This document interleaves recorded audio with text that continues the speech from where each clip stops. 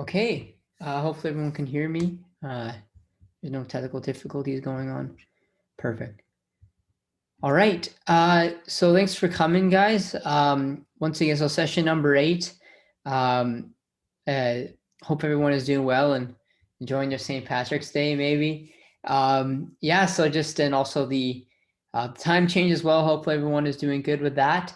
I just want to thank you again for coming out today and this week. So already at session 8, it's crazy how many sessions we've done so far, but I'm really excited for this one. This one's probably one of my favorite of all sessions just because of the message it kind of sends. And it's less so to do with, actual fitness and nutrition, but more so just your understanding about the mental aspect with fitness and nutrition and how we should be aware as a society about what the fitness industry and Hollywood industry kind of perpetuates for a lot of people. So this is a really important topic that we need to be aware of as we begin or as we continue our fitness journeys. So once again, yeah, always my Gmail is right here and my Instagram handle the very bottom and in my name. So please do not hesitate to contact me in any shape or form. If you have any questions for me or something you'd like me to discuss in future sessions, I'd love to hear from you. So once again, like always, just our roadmap here. So session number 8, where we're going to talk about the truth about looking like your favorite actors and actresses and what that essentially means. So yeah, so this is where we are. And yeah, so that's kind of self-explanatory. And then, yeah, housekeeping. As always, the same Zoom ID. I'll never change it. Please tell a friend who might be interested if this is your first time. Please put your email down below so I can put you on the email blast for information regarding future sessions. And if you know anyone who might be interested, please let them know. The more people, the better. And if you haven't seen, I also post a workout video on my YouTube channel, so check that out if you can. And if you have any questions, just hold until the end. And please let me know at the very end. You can either type them in the comment section if you have questions, or you can just turn on your mic and ask a question that way. So either way works, whatever you're more comfortable with. Either way, I really just want to hear your questions because they're really important. So yeah, perfect. Okay. Okay. So, all right. So a little recap of session number 7. So session number 7, we talked about, that fast weight loss is not necessarily the best. In fact, it's actually the opposite of what you should do. And the goal in what you should do is you should be able to lose 0.5 to 1% of your body fat per week, or body weight per week, not body fat, sorry, 0.5 to 1% of your body weight per week for a healthy kind of slow weight loss. It's not great to lose body fat very fast. It can be very detrimental. So for example, for a 180-pound person, you want to lose around 0.9 to 1.8 pounds per week.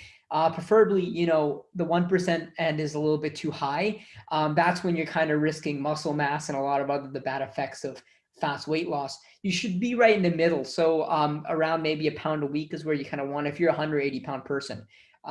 If you're way differently, you can calculate that based on this 0.51% here. And you shouldn't be in a really crazy high caloric deficit. That's not sustainable. So what we talked about, the issues that come about that basically come from fast weight loss. And one of the big issues is muscle loss. You can lose a ton of muscle. Like we said in session 1, there's 3 energy storages, right? You got your glucose, you got your carbohydrates, you got your amino acids, and then you got your fats. And basically, if you lose, or if you're too much of a calorie deficit, you can run the risk of breaking down your muscle so your body can use amino acids for energy. So we don't want to be in that state. We don't want to be breaking down our muscle, because then we'll just kind of, all of our hard work in the gym is just,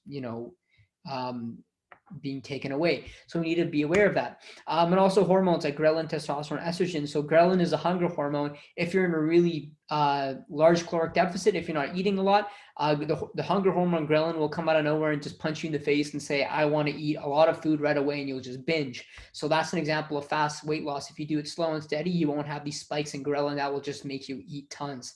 And testosterone too for males. If you diet really hard, you run the risk of really, really decreasing your testosterone levels to a point where you will be feeling, very irritable, very tired, won't be building any muscle really. So we want to be aware of that. And same for women as well. Your estrogen levels can go like right down the drain if you really, really diet hard. So when you're, dealing with hormones here and you're messing with your hormones because you're in such a caloric deficit, this is an issue and we got to stop this. So that's one of the issues. Also, an energy decrease, like I said. Basically, the non-exercise activity thermogenesis NEAT I talked about last time. Basically, as we eat less food, our body will expend less energy to conserve what we have because our body doesn't want to waste away.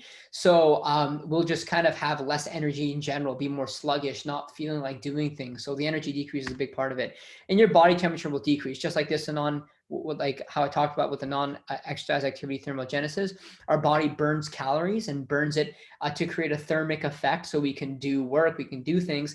And if we don't have a lot of calories, our body's not basically burning energy in that energy furnace, and we will be feeling cold all the time. So also be irritable as well, like as hangry as people call it. So overall, not fun to be, to lose weight really fast. All these things coming into play here, often maybe all at once, and having all these things happen to you all at once is not going to be fun. And chances are you're going to binge and you're not going to be able to maintain what you lost. So yeah, just keep that in mind. So what I say, slow and steady. The whole point is to maintain the weight. It's basically to maintain your new weight. You don't want to yo-yo dieting, right? So a lot of guys do this often. They bulk and cut, and it's just like there's no real point because they're just going up and down, up and down. A, it's not healthy. B, what's the point, right? So you want to stay at maintain a weight that you feel comfortable with and make sure that you can maintain that for 10 plus years. That's the general rule of thumb, right? If you can only maintain it for like a week or two, what's the point, right? So you also need to understand that depending on your initial body fat levels, it takes months to years to create the physique that you want, and especially when it comes to losing body fat. So you need to be patient. You shouldn't let impatience get the best of you and lose weight fast, because I guarantee you, if you lose the weight really, really fast, you will binge or you will gain the weight back, and it'll be hard for you to maintain that. So just keep that in mind. Be patient. This is a fitness journey, not like something from A to B. Don't get skewed by people's, oh, I lost 50 pounds in 1 month transformation. Like, we see those all the time and we want to be able to do that as well, right? But actually it's going to lead into what we're talking about now with our topic today. But yeah, we got to focus on ourselves and make sure that if we do lose weight fast, we're doing it at a healthy rate and we're not putting ourselves at risk. So that's the big point there. So that was session number 7 recap. So on to session number 8. Now, like I said, I feel really strongly about this topic. It's something that a lot of men and women think about and wonder, because obviously who hasn't seen a Hollywood actor, who hasn't seen a social media influencer or something and said, wow, they look really good. I wish I can look like that, right? I mean, everyone has probably thought that at some point. So we also see that how many times, do we see actors and actresses on talk shows talking about their transformation for a movie role? And they say, oh, I completed it in a short time period from months to year. To like 1 year. These are short time periods for such an impressive transformation. So like, what's up with that? Like, is this realistic? Like, can this actually happen? An example is Kumail Nanjiani. Like, if you know who he is, he completed this transformation in 1 year in his 40s, probably gained like 30 pounds of muscle in 1 year.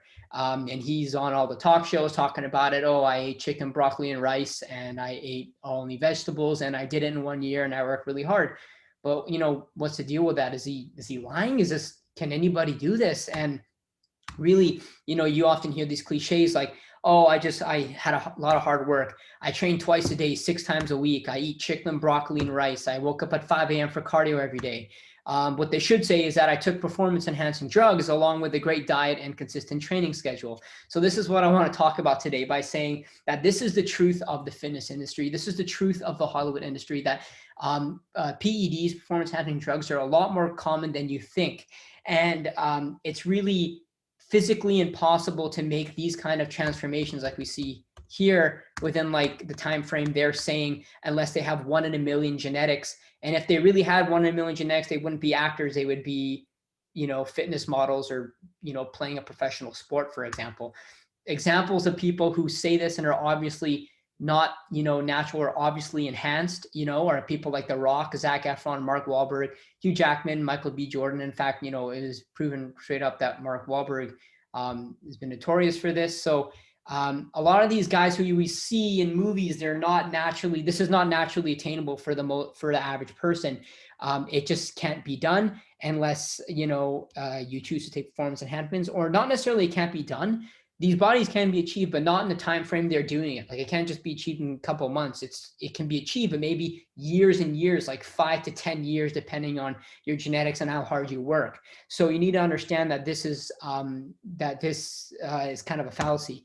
How about women? Well, women can take PEDs too. You know, I talked about in session number 6 that I said, you know, lifting weights won't make you bulky or won't make you build muscle in the same blink of an eye. The same goes for taking PEDs. A lot of women in Hollywood often take low doses of PEDs to basically not expose their androgenic effects and to make sure that they get the maximum muscle building properties without, you know, any of the male secondary sex characteristics that we see. It's very common. It's just not just thinking, oh, we just think, oh, only guys take steroids. No, like it's very, very common for many women to take different performance enhancing drugs, and you know, people not being aware of it. So it's not a magic pill. However, you still have to work really hard. Obviously, these guys still work hard, but the rate at which you build muscle is greatly enhanced, and you're able to push past your genetic limit to a point. So this is what it can achieve. So what are they taking? Are they taking just steroids then? Is that everyone taking steroids? Like, no, it's not 1970. There's a lot of different other options people can take. Recently, really popular are SARMs. They're called selective androgen receptor modulators, and they're legal. I mean, I scroll through my Facebook feed all the time, and I see ads for it like all the time. Like you can just ship them to your door, and they come tomorrow. Like they're legal in Canada.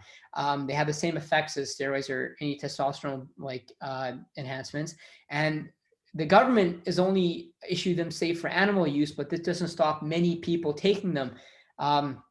If you ever know this, I mean, in TikTok, you know, the new social media thing, a lot of people on TikTok, like males and females, they've gained like muscle in short amounts of time, and all those guys have been basically caught for taking SARMs. So like you can see that in every aspect of social media or anything. These are really prevalent, and if people are making money based on their appearance, there's a chance they are taking SARMs.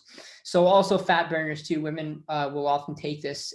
You'll see for movies or different roles or models. And like, for example, clenbuterol, also known as Clen, allows you to stay very lean while maintaining lean muscle mass. This is very common for a lot of people to take in these industries. So, you know, when you see someone that's really lean year round and is able to maintain very low levels of body fat while maintaining very high levels of muscle mass, I mean, it's not natural or normal for people to maintain this. So this is when these kind of things come into play.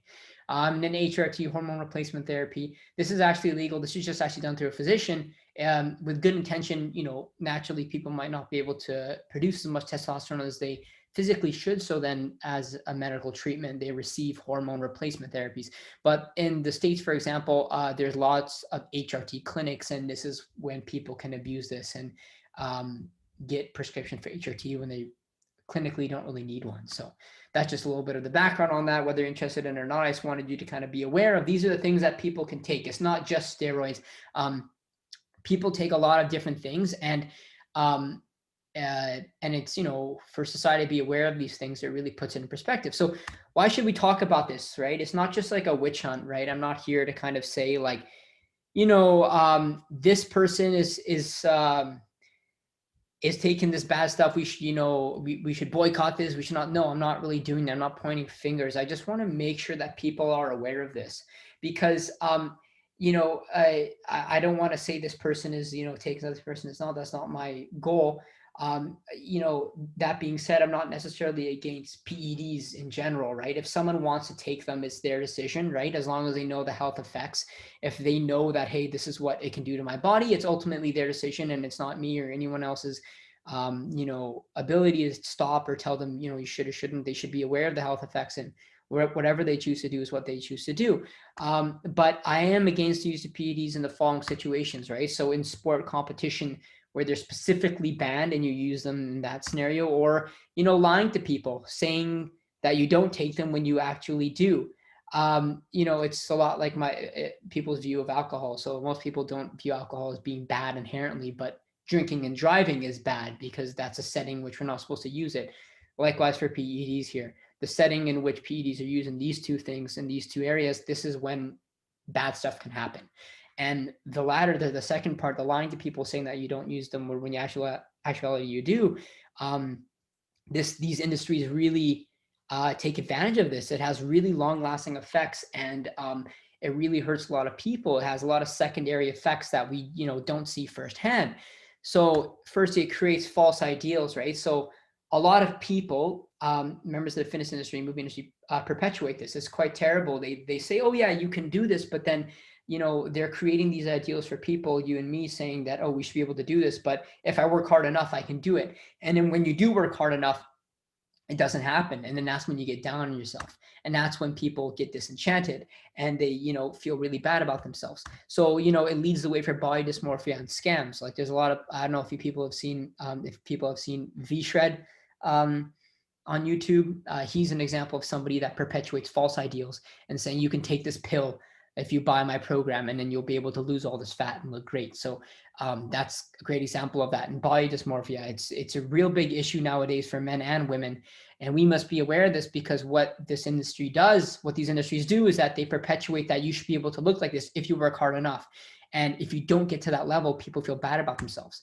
So it's like almost promising you a physique that's not naturally attainable, and this can have long-lasting mental and physical effects on a person, right? Like fitness, and what I really wanted to bring today, and I wanted to talk, because I always, these last like 7 sessions, I talked about like the actual physical aspects of fitness or the nutrition, but today I want to talk about the mental aspect of fitness, and that it really is a big issue, because people really get in their own heads about this, and often ask themselves why they can't look like someone else. And you need to understand that the only person you should be comparing yourself to is yourself, such that if I look better than how I did a month ago, that's a win. How I look compared to Camille Nanjiani, if I look, I don't really care, because that's someone else doing their own thing. Everybody has different genetics. Everyone else has different starting points, different end points. We're biological creatures. We're not all built the same. It's a fact. So my recommendation is to not look at someone else and want their physique. My recommendation is to be better than yourself than you were previously.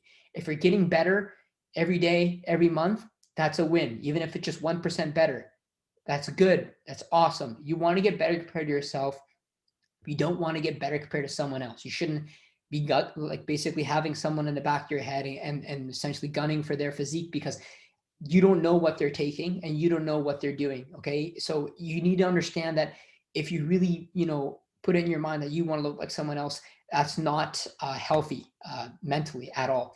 So, and like I said, it pushes people to many unhealthy practices, which we'll talk about in a sec here, like PED use itself. So once people catch on and figure out, hey, like this isn't naturally attainable, they themselves say, hey, I'm going to start to use stuff now because I guess I can't do it normally, and they're getting patient. And this is where issues can happen with cardiotoxicity, your heart, increase in red blood cell counts, basically messing with your natural hormone levels. So you can get heart attacks early. You can, these are issues that can really happen. So we need to understand about this. And then anorexia as well. We often see it for women, but it also happens for men as well, who just want to be leaner and look as lean as, their favorite Hollywood actor. So these are things that we need to understand can happen if we are not aware of what we're seeing on social media and what we're seeing in movies and stuff. This is an example I saw the other day. I saw it online and I was just baffled by this, and it really kind of made me angry, to be honest, because I just can't believe people put this out there, and and they know the effects it has on people, yet they still do it. Anyway, so you can see here, this guy is Chris Hemsworth's body double. If you watch Thor, Marvel movies, they all have body doubles. And this guy says he gained around 25 pounds of lean muscle mass in 8 weeks. Okay, like in 8 weeks, he said he did this. And he said that he did this through 2 to 3 workouts a week and 4,000 calories per day. So I'm just going to start with the muscle gain part here. First of all, he looks like he's already been lifting a little bit. He has a pretty good muscle composition here. So the fact that he's gaining this much in 8 weeks is just not like normally possible for someone who's not taking PEDs. For this type of transformation, take you around 10 years if you're, natural and not taking anything and working hard. To gain lean mass, like what, 25 pounds of muscle in 8 weeks, that's insane. Even with PEDs, this probably can happen. So they're blatantly lying to people, and kids and teenagers, impressionable people are reading this. Then they work out for 8 weeks and they don't get this, and then they feel bad about themselves and then stop working out. So this is just horrible right here. And then he says 2 to 3 workouts per day. More is not better when it comes to working out. It's like there's a curve where it levels off. And in fact, the intensity in which you work out and the frequency in which you work out are inversely correlated, meaning that if you work out 6-7 times a week, you can't push hard every workout. I recommend going on the lower end of the spectrum of workout, but push hard every week. You don't need to work out 6-7 days a week to gain muscle. In fact, it's like it levels off over time. I work around 3 to 4 times a week, and that's what most people, if you're not on enhancement, should aim to do. You go a bit more than that, that's where you're going to be sacrificing your recovery. So he's just blatantly lying here. You just can't do this. Like, that's not going to help you at all. And then he says he eats 4,000 calories a day.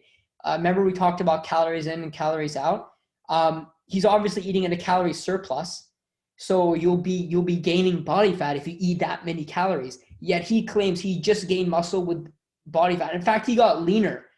Okay, and this is not 5% body fat, by the way. That's a complete lie. So he's saying he got leaner while eating in a calorie surplus, and he gained rate like 100 times faster than normal people can do.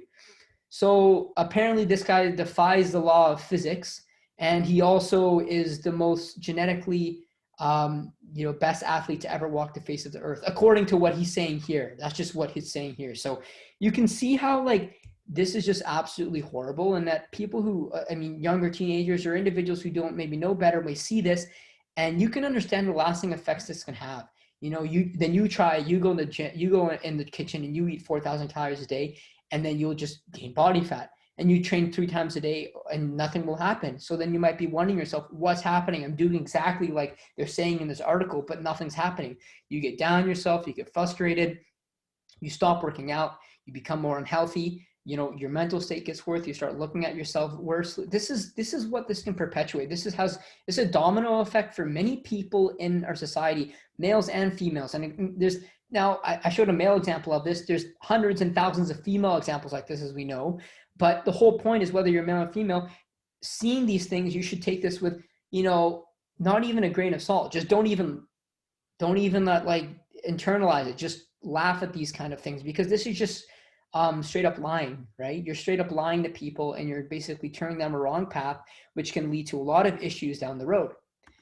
So like I said, the effects, people will just stop working out. Young impressionable teenagers will just say, I can't do this in 8 weeks. So, I'm just going to stop because I guess I just can't do it. And that's the opposite of what fitness is trying to do. Fitness is trying to get you to live a healthier lifestyle than you would, before. Now people see these fitness models and they want to just stop working out because they think they can't do it. They think, hey, I guess I just can't do it. And you're hurting people not only mentally, but now physically, because they feel disenchanted. Or people who don't have experience in the gym will see this and they think this is how people who work out should look. So let's say you personally don't work out that much, but you have a friend who's working out and they've been working out for around a year or two. And they've been working hard. And you look at them and you ask them, hey, how long have you been working out? And they say, I've been working out for around a year. And you look at them and they don't look like this guy.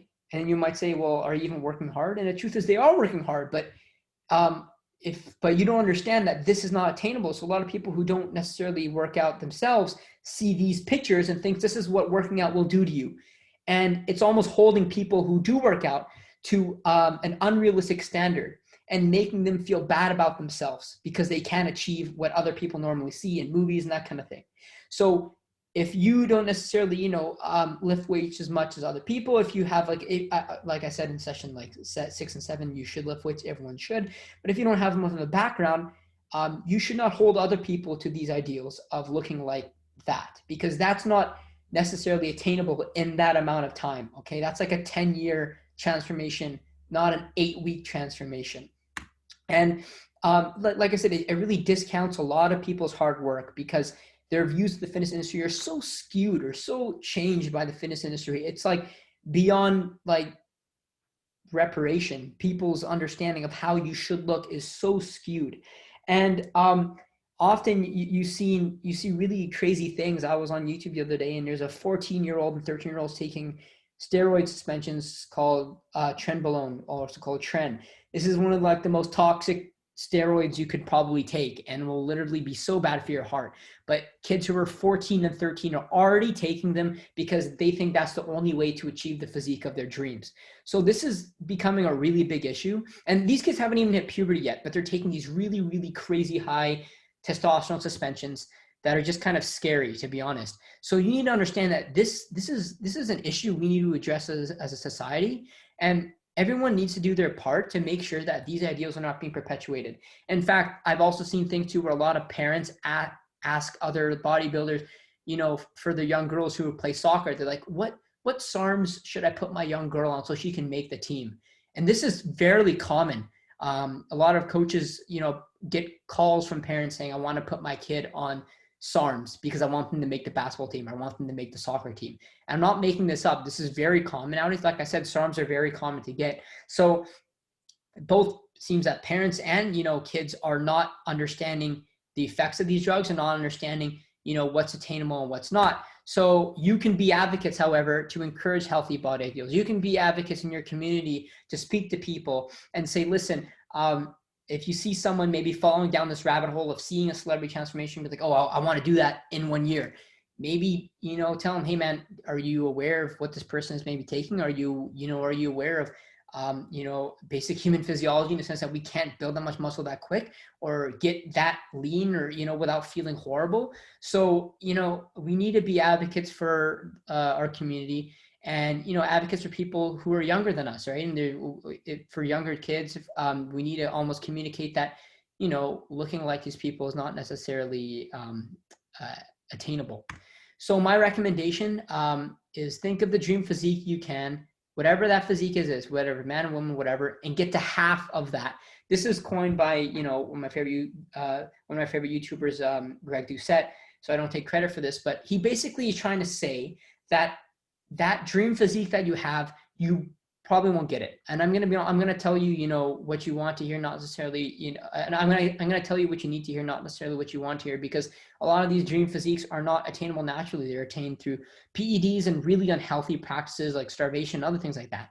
So for you to live a healthy, consistent life, to live every day like a regular individual, be healthy and be the best person you can be, it's okay to have goals, but don't think you can get there just because you want to, because there's a lot of things in the background that you don't see.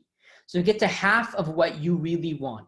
And when you get to that goal, that's when you'll be able to live your healthiest, best life, and mentally and physically you will be at your peak. If you push more than that, that can lead to unhealthy practices. Mentally and physically, you can enter down a really steep road of effects. So I just really wanted to, you know, set this home. And often we see like guys, people in older generations will see the muscle building magazines from the 70s and 80s of Arnold Schwarzenegger. And obviously all those guys have already said that they were taking stuff back in the day. And a lot of these magazines perpetuate like basically say what these Hollywood actors are saying now. Oh, I worked out 4 hours a day and I ate only chicken, broccoli, and rice and plain oats. And then that's how I got my muscle. And that's just not true. It's just completely false. And it's called bro science, meaning that it's not real science. It's not founded by any form of biology. It's just one guy saying he did it just so he wouldn't look bad or be judged by taking PEDs. So please be aware of this. Please be advocates for your community. And like I said, fitness is not just about the actual nutrition and the actual fitness itself, but it's about the mental aspect. And this session was really to hit home about the mental aspect and to make people understand, to make you understand, you know, hopefully you can advocate to other people that this is an issue we need to address. And as long as more people are aware of this, perhaps, you know, these celebrities will be open about it. If they choose to take PEDs, that's their decision. But I really want full transparency from a lot of people, because it would really save our society a lot of issues in the mental health department. So I really advocate for that. So yeah, that's the end of this session here. If you have any questions now, I just want to, any questions, please let me know in the chat function right now or put on your mic. And just one last quick thing, if you have any ideas for further sessions you'd like me to talk about, please let me know, because I'm always looking for new ideas. So yeah, so any questions? Any questions at all? Oh, we got one here. Okay, yeah, so how many days a week should you do cardio and lift weights? So I kind of explained this before, and really like you don't want to be going every single day because that recovery is just as important as lifting itself. So like I said, they're inversely related. So the intensity in which you work out and the frequency in which you work out are inversely related. So I personally do around 3 days a week full body workouts. You want to hit each body part 2 to 3 times a week. You shouldn't feel like you have to go every day. That's not healthy. And if you want to, you can, but you might be sacrificing muscle growth actually if you go too much. And cardio, I promote cardio, do it at least 3 to 4 times a week or almost every day if you can. Like, it's up to you. Realistically, find the form of cardio that you enjoy the most. I really promote walking because it's easy. It's not that hard on the body. It gets you out, gets you going. But if you like going for jogging, play sports, just do whatever. But get your heart pumping. Consistently be moving. It's really important that daily you're trying to do at least something, whether it's like 20, 15, 20 minutes, just do something. So yeah, that's what I really advocate for. Any other? Okay, I don't know if you can boost testosterone, but are there actually ways to do this naturally? Boosting testosterone naturally, yeah. So there actually is technically ways to do this. One way is to make sure you don't cut out fats completely from your diet. So testosterone are derived from fat, derived from lipids. It's a four-ring structure, and it's derived from lipids. So a lot of males who go really low-fat diets and have no fat and it's just protein, that kind of thing, their testosterone levels really plummet. So by making sure that your fat levels or your fat content, or you're eating still, good amounts of fat in your diet, that's how you can, make sure you can maintain testosterone levels in your body by making, by not cutting off fat completely. Another way you can help testosterone is just by basically getting good sleep. Good sleep is really important for males for testosterone levels. Also just being active, not starving yourself too. That's a big one. They did a study where they had a natural male bodybuilder who dieted for a show, and his testosterone levels went so drastically down when he had to diet for the show that he would have been a candidate for hormone replacement therapy, such that the dieting hurt his testosterone levels so bad that they really, really plummeted down. So if you're cutting, don't go in a huge calorie deficit because your testosterone can, go down significantly. So let's see, having a good diet, having a good stable diet, getting good sleep, and just, taking care of yourself in general, but mostly make sure you don't eat low fat, basically make sure keep your fats at a good level and don't cut them out. So that's mainly, but honestly, as you get older, naturally your testosterone will go down a little bit, just kind of a little bit time to time, but there's not really there's a lot of people say, oh, if you eat this plant, it'll make your testosterone, and it's honestly just, not real stuff. But mainly those are the 3 main ways which you can do it, but we don't have too much control over this naturally. So that's the sad part about it. But yeah. Good cardio for losing weight in older women. So I would recommend walking. Like I said, walking is really good. Like, walking is great because A, it allows you to recover from your workouts, and B, it's not too hard on your joints. And also it's relaxing too. You can, think about stuff and talk to friends, that kind of thing. So it's a really good outing. So I'm a huge advocate of walking. I'd say for around if let's say you go for 10,000 steps a day, if you hit 10,000 steps a day, you can hit upwards of maybe 400 to 600 calories burnt. Easy, depending on your body weight. You don't understand how much calories walking actually burns. So it's really underrated form of cardio. I really recommend it. Try to walk more places. Try to, if you go to a grocery store, park a little bit farther away, get some steps in. The steps are really important. Try to hit your 10,000 steps a day, and that will greatly enhance your body composition. So yeah, I think that's. Yeah, Vinay, I just got a quick question. Yeah, what's up?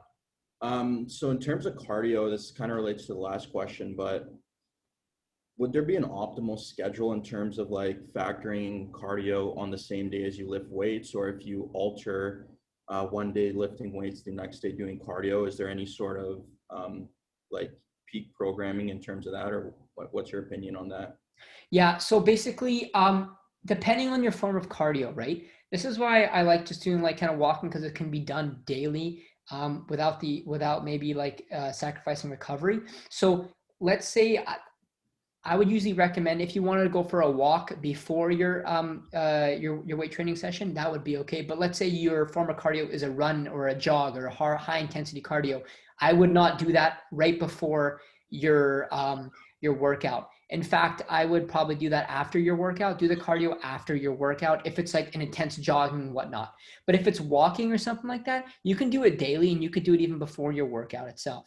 So like that's why the intensity of your cardio kind of, it depends. So try to fit in, but there's no real like 100% rule. I would say try to do cardio around at least 4 times a week. If you can't do it every single day, if you can't go for walks every single day, it's not a big deal. But just generally make sure like for it to have like the best effects, around 4 times a week. But the cool thing with walks, why I say it's really cool, is that you can walk on your actual lifting days. So not only can you do the walking on your rest days, but you can actually walk on your lifting days. And in fact, if you walk on your rest days, it will actually help you recover better, because if you're sitting around all the time after your workout days, the lactic acid buildup, you'll feel more stiff, your joints will feel more stiff and that kind of thing. So by walking, it will make you more loose and ready to attack the next weight training session. For sure. Yeah, that's what I felt, that, you know, especially after leg day, just getting blood into the lower body, just walking really helps. So It does, yeah. It allows yeah, you to push harder. So yeah, yeah, exactly. So that's a really good question. And yeah, that's just kind of what I advocate there. But thank you so much, guys. Once again, I really appreciate you coming out today. And if you have any questions to me, still just email me, you know, my email. And yeah, I will see you guys next week on the 24th.